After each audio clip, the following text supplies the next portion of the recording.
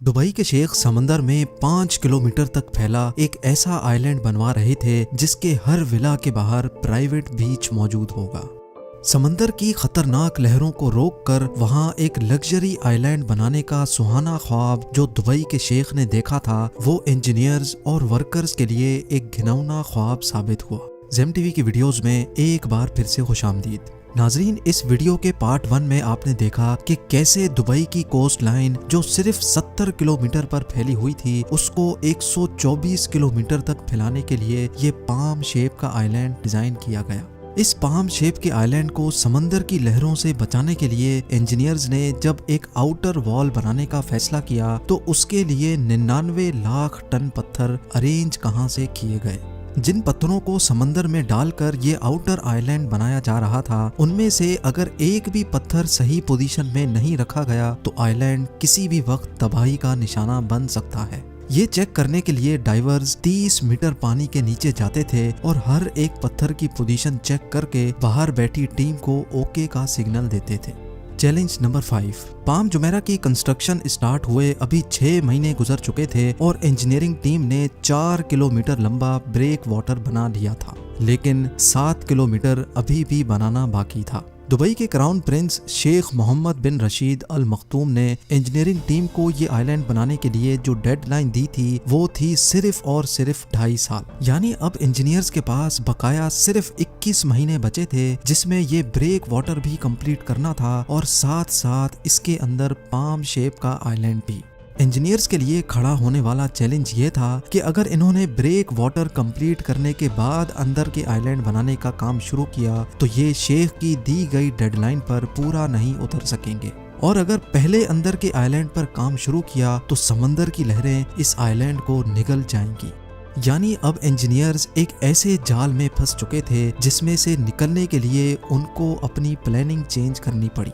इस चैलेंज से निपटने के लिए इंजीनियर्स ने फैसला किया कि दोनों आइलैंड्स की कंस्ट्रक्शन एक साथ चलेंगी। यानी जैसे जैसे ब्रेक वाटर बनता चला जाएगा, उस हिस्से के अंदर पाम आइलैंड को भी साथ साथ ही बनाना पड़ेगा। अभी ये प्लानिंग हुई ही थी कि सर्दियों का मौसम आ पहुंचा और एक नई मुसीबत गले पड़ गई। हर साल सर्दियों के मौसम में अरेबियन गल्फ तेज हवाओं के निशाने पे रहता है, जिनको शमाल स्टॉर्म्स कहा जाता है। इन तेज हवाओं की वजह से समंदर काफी भयानक हो जाता है, इतना भयानक कि इसमें ट्रेवल करना ही बहुत मुश्किल होता है। आइलैंड की कंस्ट्रक्शन के लिए समंदर का पुरसुकून होना बहुत जरूरी था। इस तूफान की वजह से 2 महीनों तक कंस्ट्रक्शन का काम हॉल्ट पे था, लेकिन इन 2 महीनों के दौरान कंस्ट्रक्शन टीम ने अपना टाइम जाया नहीं किया, बल्कि एक ऐसे मसले का सॉल्यूशन ढूंढने लगे जो वाकई एक बहुत ही मुश्किल टास्क था। Challenge number 6। पाम आइलैंड को बनाने के लिए 94 मिलियन क्यूबिक मीटर रेत चाहिए थी। अगर वजन के हिसाब से बात की जाए तो इस पाम ट्री शेप के आइलैंड को बनाने के लिए हैरत अंगेज तौर पे 1.5 करोड़ टन वजनी रेत रिक्वायर्ड थी, जो कि वाकई एक सर फिरा देने वाला टास्क था। चैलेंज ये नहीं था कि इतनी सारी रेत आइलैंड साइड तक पहुंचाई कैसे जाएगी, बल्कि चैलेंज ये था कि इतनी सारी रेत लाई कहां से जाएगी।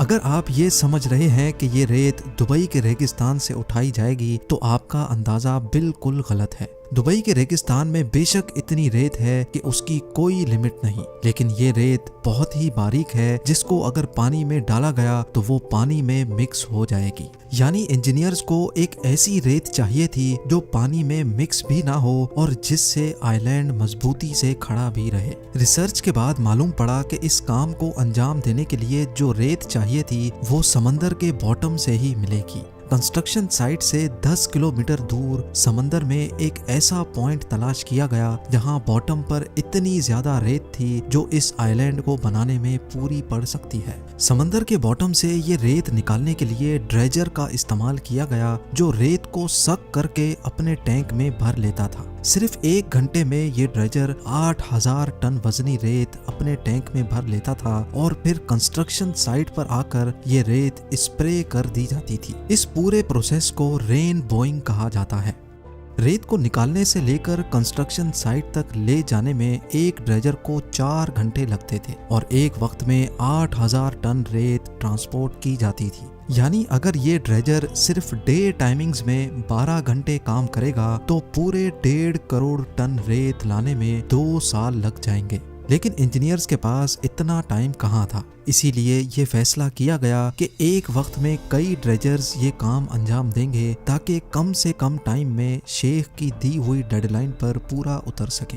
Challenge number 7, palm tree shape के आइलैंड को रेन बोइंग के जरिए से बनाना इतना आसान भी नहीं था। इस पूरे प्रोजेक्ट में सिर्फ एक लाइन सीधी थी, बाकी सारी लाइंस कर्व्ड शेप में थी और खास तौर पे ट्री का ये कॉम्प्लिकेटेड शेप इंजीनियर्स के लिए काफी मुश्किलात खड़ी कर रहा था। ड्रेजर समंदर में रेत स्प्रे तो कर रहा था और आहिस्ता आहिस्ता आइलैंड का कुछ हिस्सा समंदर के ऊपर भी आ चुका था, लेकिन अब जानना यह था कि जो शेप ये लोग बनाना चाह रहे थे वो वाकई बन भी रही है कि नहीं।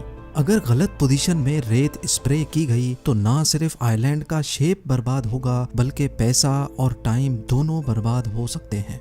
इसी वजह से ये फैसला किया गया कि 650 किलोमीटर ऊपर आसमान में अर्थ के गिर्द घूमने वाली सैटेलाइट की मदद ली जाए। जी हाँ, अर्थ के गिर्द घूमने वाली सैटेलाइट के जरिए पाम जुमेरा साइट की फोटोज ली गईं, जिससे ये साबित हुआ कि अभी तक आइलैंड का जितना भी काम हुआ है उसकी शेप प्लान के मुताबिक ही है। शेख को ये जानकर खुशी तो हुई, लेकिन जैसे जैसे ड्रेजर सैंड स्प्रे करता जा रहा था उसकी मुश्किलात में उतना ही ज्यादा इजाफा भी होता जा रहा था। ना ही समंदर में ट्री शेप की कोई आउटलाइन थी और ना ही ऐसी कोई आउटलाइन यहाँ बनाई जा सकती थी। ड्रेजर का अंदाजे से समंदर में रेत स्प्रे करके पाम ट्री शेप को मेंटेन रखना काफी ज्यादा मुश्किल हो रहा था। अब इंजीनियर्स को कुछ ऐसा करना था जिससे ड्रेजर को पिन पॉइंट एक्यूरेसी पता चल सके और वो फिर वहीं तक रेत स्प्रे करे। इस काम को अंजाम देने के लिए जीपीएस टेक्नोलॉजी का इस्तेमाल किया गया। वर्कर्स जिनके हाथ में जीपीएस यूनिट मौजूद थे वो आइलैंड के बॉर्डर पे वॉक करते जाते और उनकी पोजीशन का रियल टाइम डाटा सेव होता जाता था। जीपीएस कोऑर्डिनेट्स का ये डाटा ड्रेजर को भेजा जाता था और ड्रेजर सिर्फ उसी पॉइंट पर रेत स्प्रे करता था जहां मैनुअली इंसान वॉक करके गया था। ये सॉल्यूशन पूरी तरह काम कर रहा था और अब ड्रेजर पिन पॉइंट एक्यूरेसी से आइलैंड के बॉर्डर पे फिलिंग कर रहा था। चैलेंज नंबर 8, पाम जुमेरा की कंस्ट्रक्शन को स्टार्ट हुए 1 साल से भी ऊपर हो चुका था। ब्रेक वाटर 8 किलोमीटर बन चुका था और दूसरी तरफ पाम आइलैंड की टीम भी दिन रात सिर्फ इसी काम पर लगी थी। अभी तक पाम आइलैंड की 16 में से 9 शाखें बन चुकी थीं। तभी इंजीनियरिंग टीम के सामने एक ऐसा चैलेंज आ खड़ा हुआ जो उनके वहमो गुमान में भी नहीं था। ब्रेक वाटर, जिसको असल में समंदर की ताकतवर लहरें रोकने के लिए बनाया जा रहा था, उसने अपना काम दिखाना शुरू कर दिया था। वो वाकई लहरों को तो अच्छी तरह रोक रहा था, लेकिन अब आइलैंड के अंदर पानी का बहाव कम हो चुका था। यानी जो पानी आइलैंड की अंदरूनी साइड पे था वो एक ही जगह खड़ा रहकर मैला और बदबूदार होने लगा था। ये एक ऐसा मसला था कि अगर अभी इसका कोई सॉल्यूशन ना निकाला गया तो इस बात का पूरा चांस था कि शेख का ये प्रोजेक्ट बुरी तरह से फ्लॉप हो जाएगा। अब इस मसले से निपटने के लिए आइलैंड के डिजाइन में चेंजेस करना जरूरी था। कुछ तो ऐसा करना होगा जिससे आइलैंड के अंदरूनी साइड पर पानी चलता रहे ताकि वो खराब ना होने पाए। खुशकिस्मती से इंजीनियर्स को इसका एक अच्छा सॉल्यूशन मिल गया। ये फैसला किया गया कि ब्रेक वाटर को 2 साइडों से तोड़कर वहां ब्रिज बनाए जाएंगे ताकि एक साइड से पानी का प्रेशर अंदर जाए और दूसरी साइड से बाहर निकल सके। ये सॉल्यूशन आखिरकार काम कर गया और पूरे 2 हफ्तों के बाद आइलैंड के अंदर फंसा बदबूदार पानी आहिस्ता आहिस्ता वापस बाहर निकल गया।